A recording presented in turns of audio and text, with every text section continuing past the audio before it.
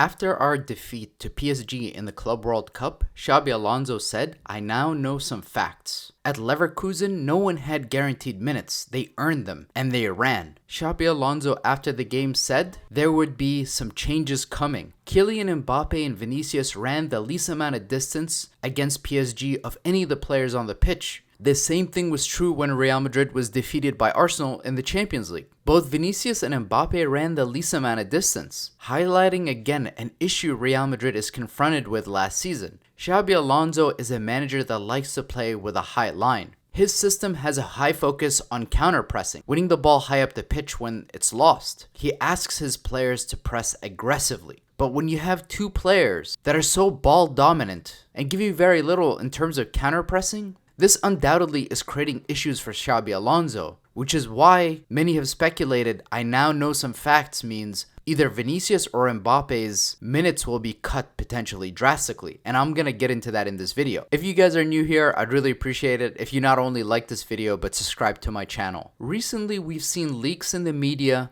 that look like they're coming from Real Madrid about Vinícius Jr. Vinícius has reportedly asked for 30 million euros as a salary at Real Madrid to be paid as much as Kylian Mbappé. But given his very poor form last season, the club seems reluctant to want to give Vinícius the same salary as Kylian Mbappé. There are reports in the media that have said that Real Madrid has not come to an agreement despite many different rumors that came out last season about the club coming to an agreement with Vinícius over his contract extension. His contract currently runs out the summer of 2027, which means this coming season could potentially be very important for Vinícius's future at Real Madrid. Because if Real Madrid doesn't agree to give Vinícius his salary expectations, we could see him leave Real Madrid. We saw the same thing with Cristiano Ronaldo, with Sergio Ramos, with many stars who have left Real Madrid because they could not come to an agreement with the club around the contract renewals. But players who have agreed with the club's contract extensions and who have made it very easy for the club were able to stay for a much longer period of time. Since Vinícius's Ballon d'Or was robbed because he clearly should have been the Ballon d'Or winner, he has had only a handful of really world-class performances. The game against Borussia Dortmund where he scored that second half hat-trick. The performance against Atalanta away from home. The Manchester City performance away from home at the Etihad. He's had a few performances that once again highlight how good of a player he is. The game against Salzburg, also in the Club World Cup, where he had opportunities in on goal, playing on the inside. Again, Vinícius, in the right circumstances, can prove to the world why he's one of the best players in the world. But if you look at Vinícius's performances for Brazil, they have not been that good. The times that Vinícius has played at his highest level, it's games where he's being fed the ball because he's a very ball-dominant player, and he eventually breaks down whichever right back he's up against. But last year's Real Madrid, Vinícius was getting far fewer touches on the ball, and he's asked to be as efficient as he was before Kylian Mbappé arrived. With the arrival of Kylian Mbappé, he is now seeing a lot more of the ball. And that means Vinícius is seeing less of it. And so that's made it very difficult for Vinícius to be as effective as he's been in the past when he's receiving the ball less. But there's no doubt that Vinícius's level just as a whole has dropped. Because when Karim Benzema was still at Real Madrid, yes, Vinícius was seeing a lot of the ball. Yes, we were a very left side heavy team. Benzema would create overloads on the left hand side. He would drift out to the left to combine with Vinícius. But Vinícius really became the talisman when Benzema left. But when Benzema was at Real Madrid, Vinícius was seeing less of the ball, yet still being very efficient. And you can't say that's been the same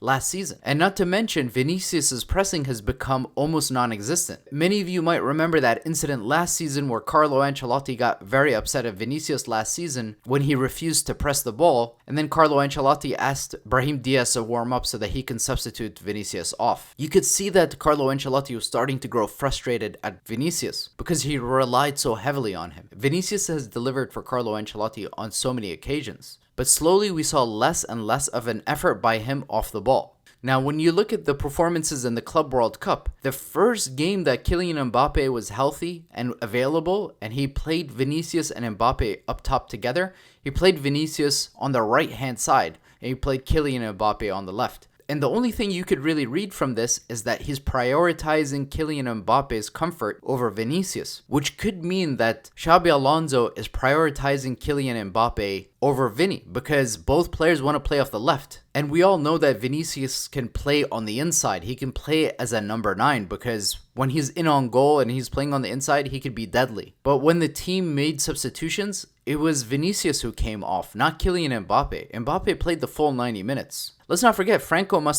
is supposed to arrive at Real Madrid in August. And when Xabi took over at Bayer Leverkusen, he prioritized the young players because he knew they were going to work harder off the ball and they were going to provide more counter pressing and effort off the ball. So this makes you wonder, does Xabi Alonso see Kylian Mbappé, Gonzalo Garcia, and Franco as the front 3 going forward into the future? Because obviously Rodrigo doesn't seem to be much of a priority for him. Gonzalo Garcia picked up the Golden Boot in the Club World Cup and he contributed in every game that he played in minus the game against PSG. There already have been many quotes by Xabi Alonso that have been very clear about this subject matter. If you don't run, you don't play. It's as simple as that. It's not just about playing well, it's about playing as a team with and without the ball. The truth is, I don't know and we don't know what's going to happen with both Vinícius and Kylian Mbappé. But the one thing I do know is the club spent a lot of money on just getting Kylian Mbappé to Real Madrid. If they pay Vinícius 30 million euros, then why wouldn't they pay Jude Bellingham, who also is a player who contributes so much, and he's such a huge global icon on the cover of FIFA? Why would you not pay a player like that anywhere near the same salary as Vinícius?